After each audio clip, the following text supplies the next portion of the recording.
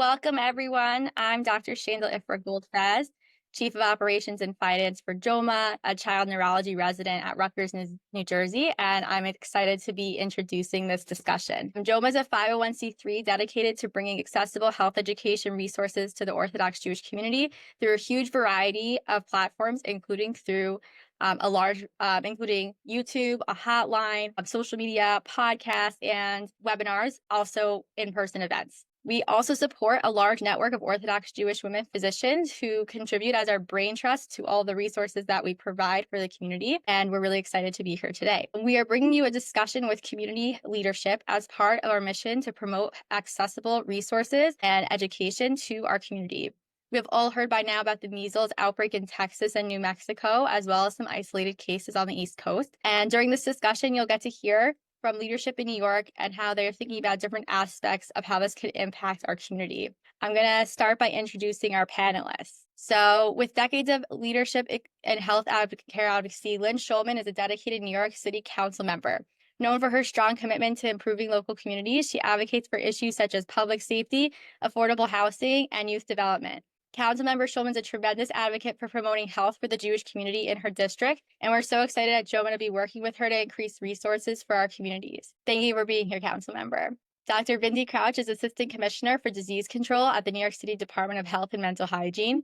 With expertise in her field, she works tirelessly to improve access to quality healthcare services and to support the well-being of those that she serves. JOWMA has worked with Dr. Crouch starting in 2019 during the measles outbreak in Williamsburg, and we continue to partner with her at the New York City Department of Health and Mental Hygiene to bring access to care in the New York City population. So thank you, Dr. Crouch, for being with us today. Good afternoon. Thank you. Rabbi Greenstein is a prominent community leader and executive director of the Boro Park JCC, where he has worked tirelessly to support the needs of the local Jewish population. His dedication to enhancing the welfare of Boro Park residents is reflected in his advocacy for educational programs, social services, and Jewish outreach initiatives. He also has worked with JOWMA over the last few years in partnership with our community health events in Boro Park.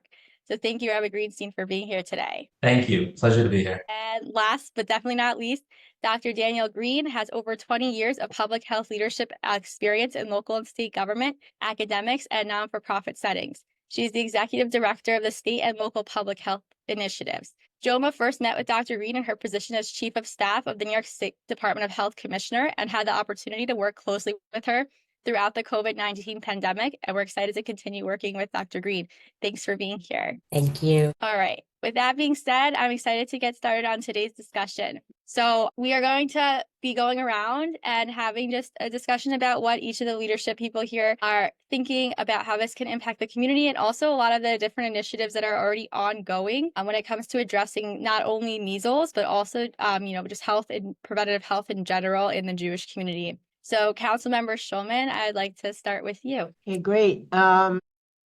It's people get their information about vaccines now from social media and different methods where the information is incorrect or it's not factual or it's totally opposite of what people should be doing. So there's been a reduction in people getting vaccinated, people having their kids vaccinated for measles and other childhood diseases, and also in the adult population. So one of the things we're doing, I'm so happy to partner with JOWMA, and we're going to be bringing some resources out to the district. I already do that with Forest Hills LIJ. We do some things in the community, but we're going to be doing more. I also have an interesting segment of the Jewish population, which is the Baharian Jewish community. And so they have different needs as well. But again, there's a distrust of government in general. So what we're trying to do is to try and get influencers within the community to talk with them and tell them about what the facts are and everything else. So I think that that's really important. And I certainly work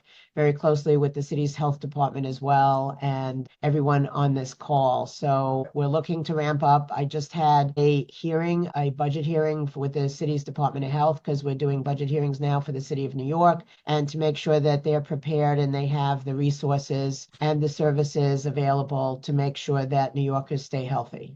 So thank you. Thank you. If you don't mind also sharing, if let's say there's a community member or anyone who's not sure about their vaccination status, do you have resources to share how they might be able to find out? Dr. Crouch could tell you you could go up on the city's Department of Health website and you can actually see whether or not you've been vaccinated because they have records going way back. And I'll let her give you the details, but the city's health department's website is excellent. It has a whole bunch of information, a whole bunch of tabs. And if you have specific questions that are not on that website, you can call 311. And certainly people in my district can call my office. Do you have any concerns right now about the vaccination rate in your district? A little bit, but more so, I'm more concerned about the availability of vaccines coming up into, especially we're going to be getting into, I know it's beginning of, or will be the beginning of April, but vaccines start coming up in the fall. It's not that far away in September, and there's a question mark of whether or not we're going to have those vaccines available, I think, from the federal level. So we're working with the city's health department, the state health department on that. The other thing that's happening is the federal government has just recently, as of late last week, taken money from both the state and city health departments for various services. So we're going to have to take a look at that as well. And in terms of the measles, while we haven't had any outbreaks of cases in my particular district, and by the way, I should have said this earlier, I represent District 29, which takes in Forest Hills, Kew Gardens, Richmond Hill, and a small piece of Rego Park, very big Jewish population. And so we haven't had any cases of the measles, but we're trying to make sure that I believe the rate for children is good for infants. We have to make sure that and the schools, by the way, I've visited a lot of the schools in the district that yeshivas and others, and they actually are making sure that are tied to the city's Department of Education. They make sure that the kids are vaccinated. So that's a good thing. Dr. Crouch and Dr. Greene, I saw you both perk up during parts of that. Would you like to share your thoughts? Well, sure. I can just first share the information about immunization records. You can go onto myvaccinerecord.com, I believe it is, and look up both your or your child's immunization records. And for adults, if you grew up here in New York City and were vaccinated in the 2000s, then those vaccines will be there. For the young children, those vaccines should all be there. But if you're having trouble finding adult vaccine records, could be because you were either vaccinated outside of New York City or you were vaccinated prior to the implementation of the full citywide immunization registry. So in that case, you can check in with your healthcare provider. They would be also keeping records of your vaccines. Thank you. Thank you both, Councilmember and Dr. Crouch. So Dr. Crouch, I wanted to know if you could comment on what young parents, especially, we have a lot of young moms who come to us to look for information. So what would you like them to know in terms of what they hear on the news with the measles, where their concerns should primarily be, and what forms of prevention you would advocate for? Sure, thanks for that. So I really want to make it very clear that the best way to protect yourself and your children from measles is to get that measles, mumps, and rubella, or the MMR vaccine. The first dose of that vaccine is meant to be given at age 1 year, with a second dose at ages 4 to 6 years, but both doses are necessary in order to attend school. However, the point that I really want to make today is the importance of not delaying that dose that is supposed to be given at age 1 year, and to not delay that dose until your child is going to school. So here in New York City, only about 81% of children who are 2 and 3 years old have received that first MMR dose. And we understand and we can see through our data that while children do get caught up by the time they go to school, they're really missing this coverage from this vaccine when they're in their early childhood years. And so I just wanted to try to give some very clear information about measles. Measles can cause extremely serious health complications, and that's especially true for children who are younger than 5 years. So while we're waiting until our children are 5 or 6 years to get them vaccinated when they start school, we're really leaving them open to the risks of what measles could lead to. So common complications from measles maybe don't sound so terrible. It can cause ear infections, it can cause diarrhea. I understand that your children, definitely have ear infections and diarrhea. Doesn't sound like it's really that serious. However, measles can also cause very serious complications, and that includes pneumonia, which is infection in the lungs, as well as something called encephalitis, which is infection in the brain. The other thing that I want to point out that very few people know about is that there are actually some complications of measles that may not show up for another 7 to 10 years. In particular, there's an illness called subacute sclerosing panencephalitis, or SSPE, and I don't expect you to remember that, but while it's a very rare disease, it is fatal. And this is a result of a measles infection. It can develop 7 to 10 years after a person has measles, even though that person fully recovered from their measles infection. And this is really important that this illness, SSPE, it can be even a greater risk for our children who are 2 years of age and younger. And so getting that vaccine at age 1 is just incredibly important. I want to point out something else, and that is just, many of you probably do remember the measles outbreak that happened here in New York City from 2018 to 2019. And I think it's important to note that in that outbreak, almost 60% of the cases that we saw were among children who were under 5 years of age. So in addition, of those children, many were eligible for vaccine, meaning that they had already hit the 1 year mark, but had not yet been vaccinated. And then one other thing that I just wanted to mention, and I know this is a lot of information, but you'll have a recording of this, so you can listen a couple times if you'd like to. But another thing is, Councilmember Schulman pointed out that we are seeing measles outbreaks, here in the United States. Thus far in 2025, so just this year alone, there have been nearly 500 cases total of measles across the US. And 33% of those cases have been in children under 5 years old.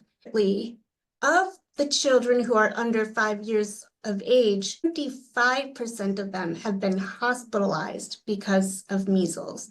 That percentage is much higher than in other age groups. So I really want to make sure that we all understand that measles can be a very serious disease, and it can be extremely serious, including in our children who don't yet go to school. So I really want to make this call to action to really start working on getting our young children vaccinated. Thank you so much. Just to highlight that even further and say the logical conclusion of that all out loud, when we say, these things can cause encephalitis, they can cause pneumonia, they can cause hospitalization, that really also means that these things can cause death. So in general, when we're talking about anything that is a vaccine preventable illness, the reason that we put such a strong emphasis on prevention is because we want to prevent actual deaths from happening in children. And I think as a pediatrician, it's very important for pediatricians in general to remember when they're educating for any pediatricians who are listening, that to point out that these things can cause death, because I think there is we don't see measles, we don't see it so often. And that means that people don't understand why we're still so vocally advocating for this vaccine. It's because it can really cause such serious illness in our children. And we're very privileged, and it's an era of luxury that we haven't seen these infectious diseases so often. So I think that's important for our community to understand as well. Thank you for that. Absolutely. Amazing. So take that, the next step, Rabbi Greenstein. I would love if you could comment on the community perspective on these issues and, maybe the importance of, like I was saying, the doctor-patient interactions and how the community should approach this or how they are approaching it or thinking about it. Sure. So we heard from Councilmember Schulman and the doctor as well about the reality of first of all the importance of it, of getting vaccinated, and also the disparities on this as well. But I wanted to share that I feel like the root problem cause for why there is what we're dealing with is really the lack of education and the lack of understanding how the community accepts information and what really is the way, the method of getting people to be aware of this importance. I think at its root, it's where information is perceived, where information is gotten. It's critically important that our focus for our community, for anyone who's watching and just realizing what we're dealing with and what we've had dealt in the past is really to connect to your local doctor that you entrust your children, your family's health should be the only source of your guidance of how what MMR any vaccine really how that it should be taken and when it should be taken and realizing that they this is what they do. They're studying it. They know the community. They know your family. They know your children, and that's where the information should come from. Your decision should not be based on the coffee room or who you meet online in a grocery shop. That's something that our community is kind of dealing with. I want to also mention that I think we've seen in the past that there's also a realization that each community is different, right? Everyone has different cultural truths to it and realities. In the real world, our community has not been privy to the type of awareness campaigns and educational campaigns that the Department of Health, the CDC, and others have been kind of spending efforts and resources. And that is a fact.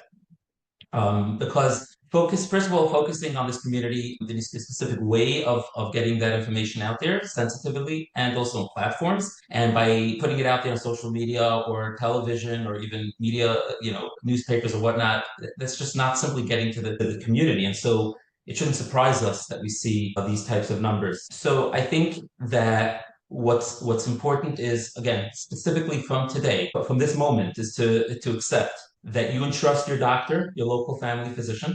Make sure to ask and make sure to go by the guidance of the doctor. And for the same time, for our medical community, our government, Department of Health, to realize that working with the community on strategies of ensuring that the community is really aware and really partners in this, that is not only a good way to go, that is the only way to go. To not spend the resources and the efforts is unfair and unwise. So that's why I'm honored to be part of this conversation and many other community leaders that I will connect with as time goes on. And we have these ongoing meetings, both with docs and community leaders, but there's a realization that we don't want to be reactive.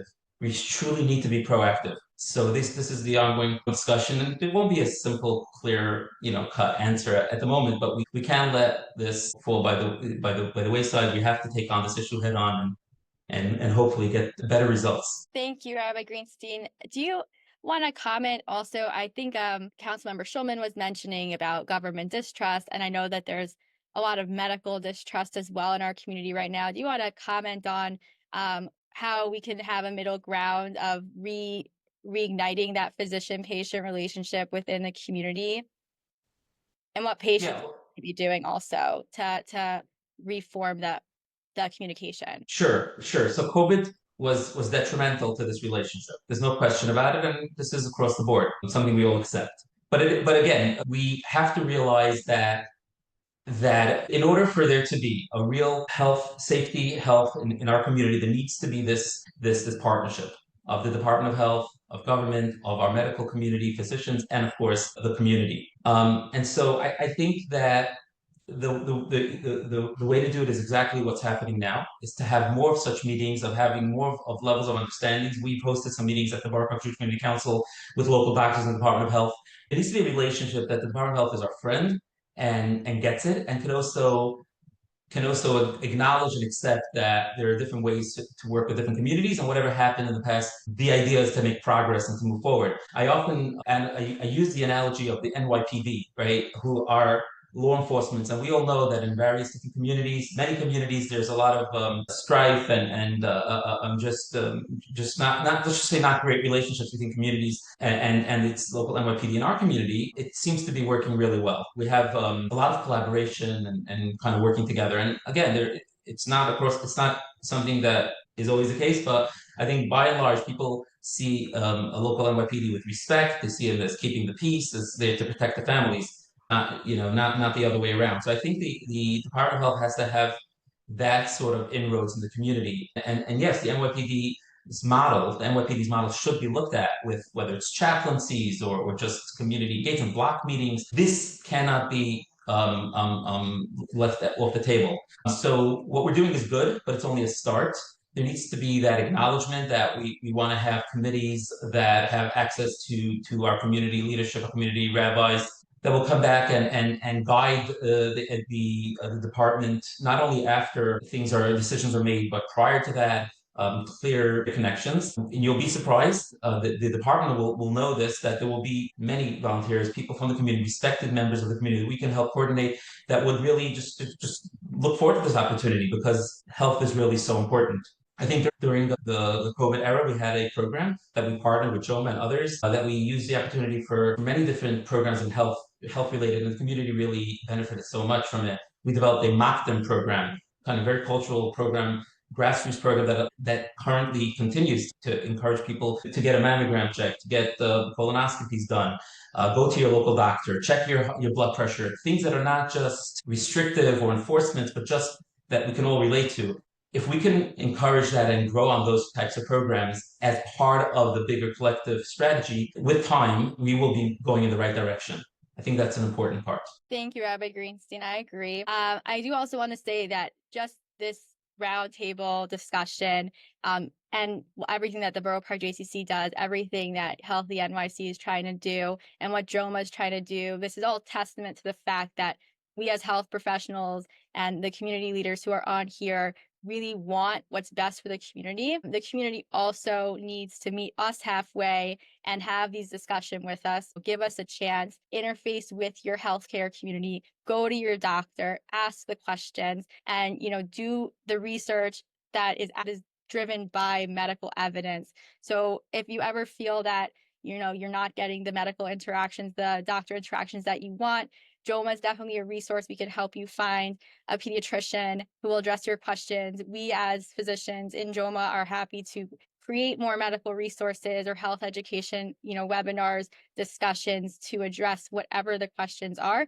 I can assure whatever questions there are regarding this vaccine specifically, but many other medical questions, there are answers that are data driven, and we love to be able to give them. So as a community, I would really ask everyone, meet us halfway and ask your questions so that we can help best to serve you. Quickly, I want to just add to that point and to turn to the community. If you have suggestions, please reach out to us, because we're working on this together, but it would be so helpful to reach out to guidance, ideas. We're happy to continue to partner with JOWMA on more events, more programs, but it could be there are other ideas that anyone watching may think of, any physicians watching may think of. Please reach out to us, to the Boro Park Community Council, and we are going to share back those feedback back to this group and to the Department of Health, and we're going to act on that. That's our commitment. So Dr. Greene, I want to circle to you.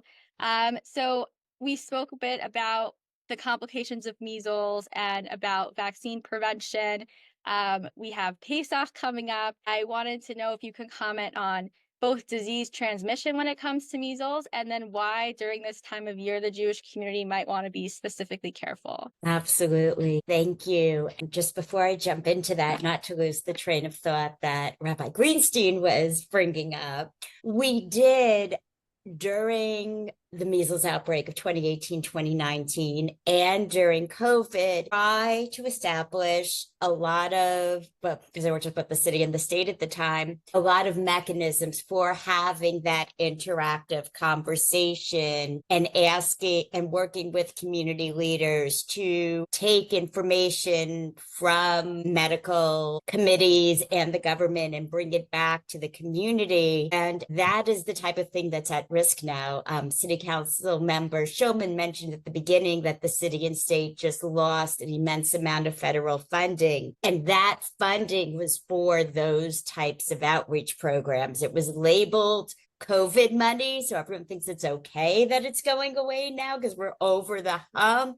But it really was infrastructure money that made this kind of outreach and all sorts of surveillance of disease rates possible. It's very hard to do the kind of NYPD outreach efforts you mentioned, which are wonderful because everyone kind of understands you engage with the police and then there's less crime. People don't always understand you engage with public health, you'll have less disease. They only recognize public health when there's a disease outbreak or a crisis. We need to all work together more on prevention and using community leadership and community doctors to send messages because we are not the best communicators always. So I just didn't want to lose that thought. So Pesach, so yes, so important to do prevention. And right now, as Dr. Crouch reminds me, we don't have a measles outbreak in New York. We have a few cases. The outbreaks, which are based on there being, I think, more than 5 cases at a time in a specific community for the definition, you can correct me, are in other states. I think it's around 10 other states right now, but it's not in New York. But we need to prepare to prevent there from being an outbreak. And you get an outbreak because you have somebody who is infectious with measles coming into contact with people who are not vaccinated or are susceptible to measles, and then they pass it on to others. And one of our concerns is with Pesach, we will be having in the community large gatherings, family members from throughout the city, throughout the state, other states, other countries will be coming together.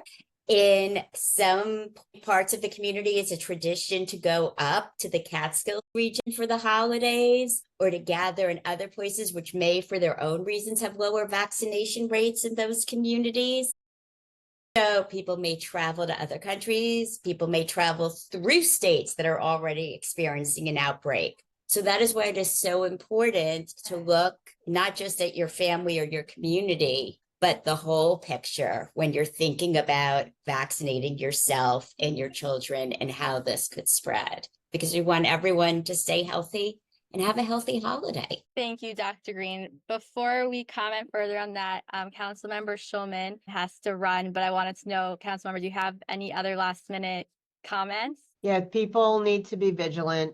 I think people need to make sure that they're not getting misinformation about anything. One of the things that has not been mentioned here that I will mention, and you can move forward with it when I leave, is that the federal government said that patients with the measles in Texas should use vitamin A, and now there's cases of vitamin A toxicity at hospitals in Texas because of that.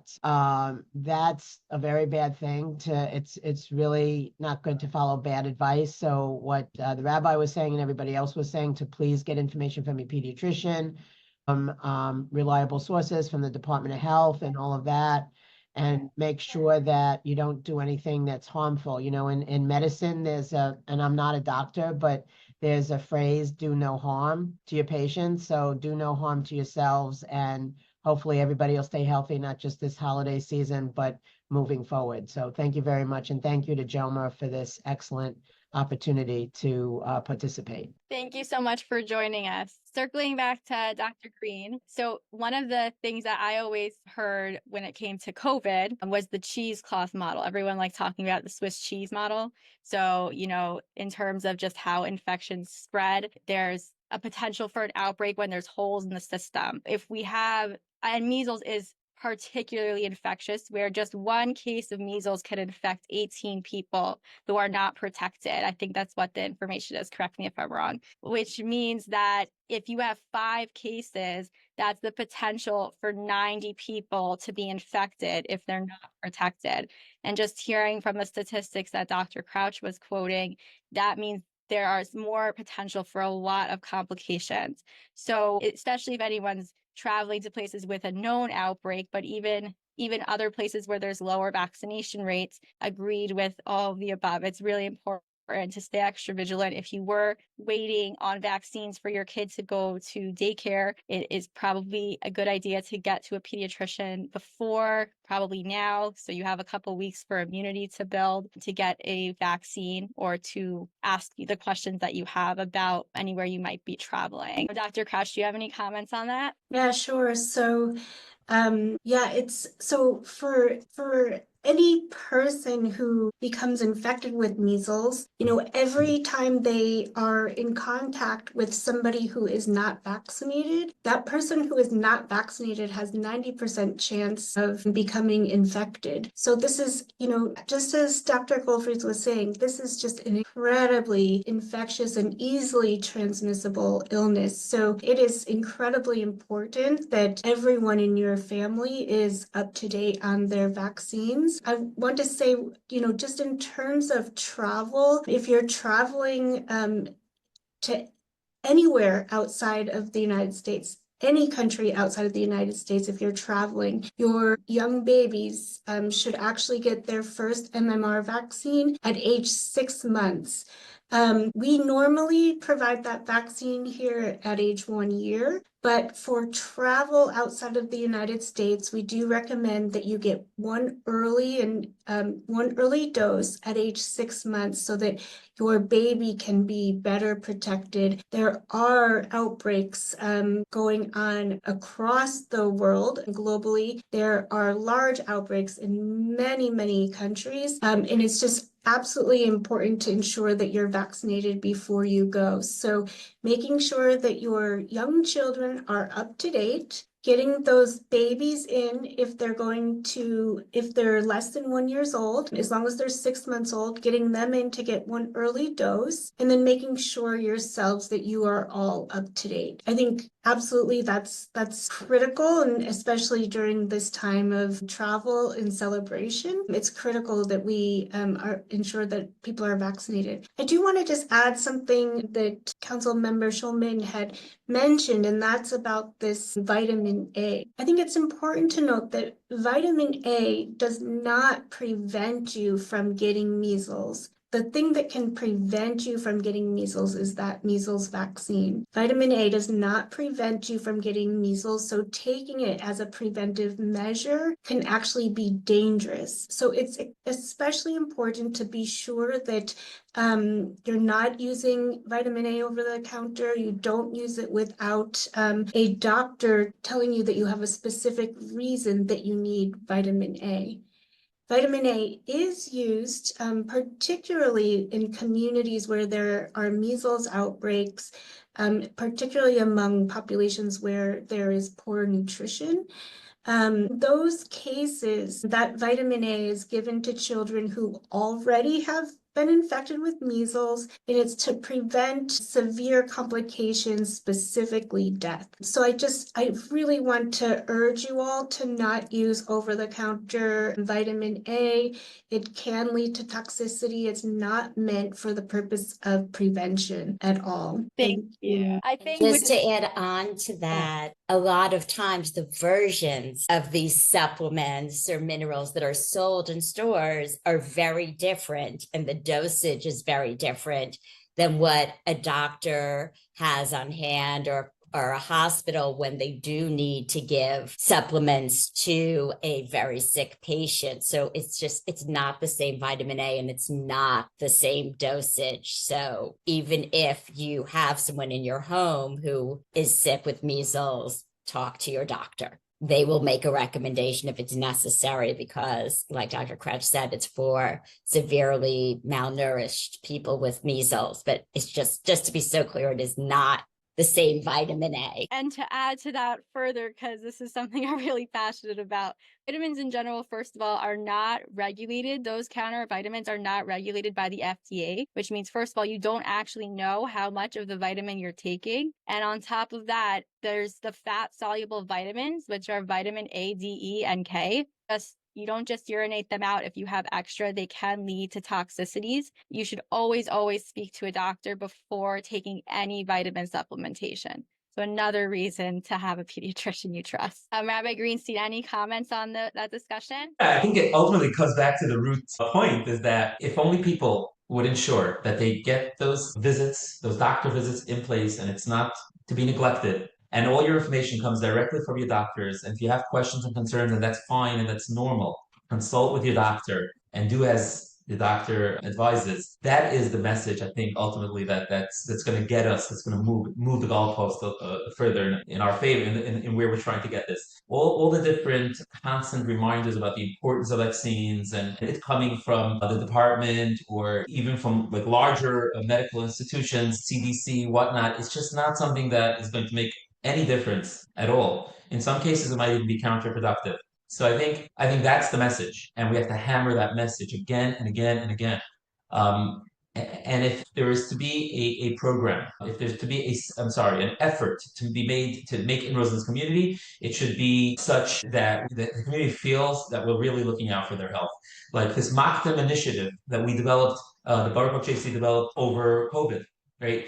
Is clearly seen by the community as a grassroots initiative to bring people to get to meet the doctors. And we can say thousands of visits were made and many, many lives were saved. Testimonials, people got in front of cameras that said my life was saved after discovered polyps and whatnot. And then again, it kind of reinforces that point that's where medical concerns should be discussed. That's where the effort has to be made. I know that we're tight on funding. I know that that whenever it comes to funding, both the Department of Health and others, it's just not an easy thing, not an easy request to make.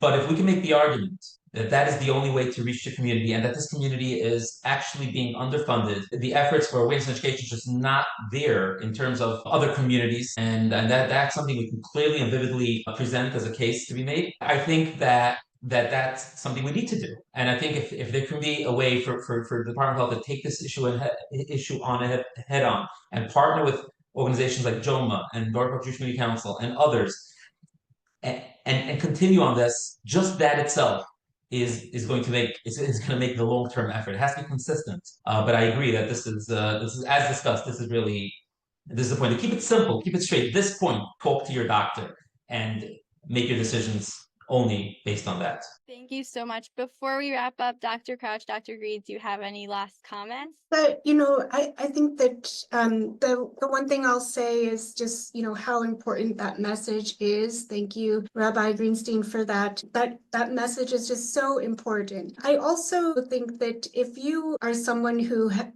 vaccinates your children on time and your children are up to date on your vaccines, your whole family is up to date, I think it's reasonable for you to share with other people why you vaccinate your child. I think from the health department where I sit, I understand that there is mistrust, and I understand that some of the trust that was there may have been eroded during the COVID pandemic. I completely understand that. But if you are vaccinating your children, hey, tell your neighbor that, my children are vaccinated. I want to keep them protected. I want them to be around children who are also vaccinated, and share why you do vaccinate. We get a lot of news and information from those people who choose not to vaccinate. Let's try to spread the word about why we all vaccinate. Make vaccinations cool again. I love that. Dr. Greene, any closing comments?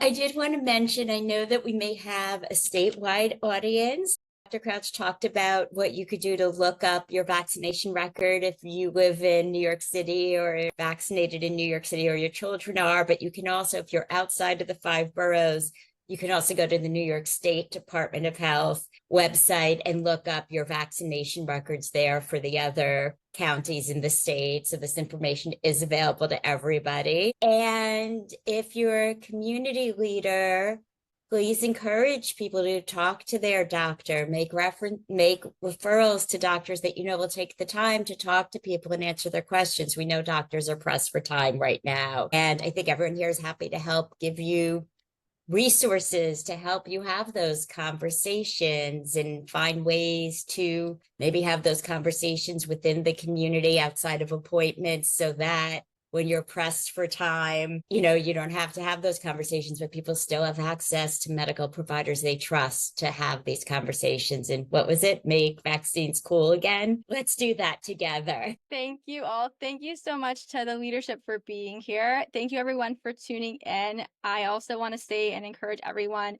interact with your officials, your local officials. Let them know if this is something that's important to you, that you want more resources for.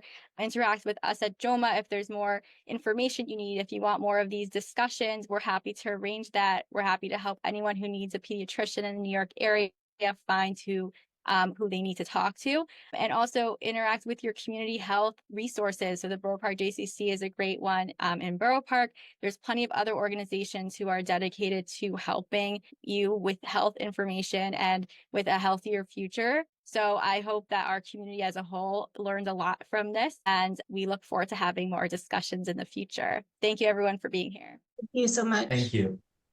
Thank you. Thank you.